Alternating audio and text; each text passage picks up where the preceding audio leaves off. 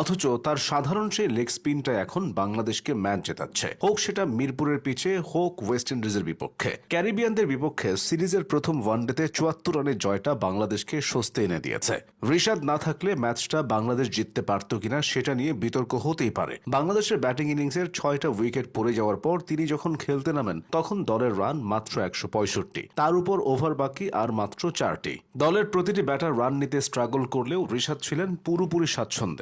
২টা ছক্কা ও একটা চারে ১৩ বলে ২৬ রান করে তিনি দলীয় স্কোর ২০০ পার করতে ভূমিকা রাখেন। এরপর ২০৮ রানের স্বল্প পুঁজি নিয়ে বোলিং করতে নামা বাংলাদেশ প্রথম ১০ ওভারে প্রায় ৫০ রান হজম করে ফেলে। সবচেয়ে বড় কথা, তখনও উইন্ডিজের কোনো উইকেট যায়নি। দুই ওপেনারই ছিলেন সাবলীল। ঋষাদ এসে সেই জুটি ভেঙে দেন। আলিক আথানেসকে লেগ বিফোরের ফাঁদে ফেলার পর একে একে Keacy Carty, Brandon King, Sherfane Rutherford এবং রস্টন চেজদেরও প্যাভিলিয়নের পথ ধরান। এর মাধ্যমে ওয়ানডেতে প্রথম ৫ উইকেটের মালিক হয়ে যান ঋষাদ। শেষ পর্যন্ত তিনি ৩৫ রানের খরচায় ৬টা উইকেট নিয়ে ম্যান অব দ্য ম্যাচ বিবেচিত হন।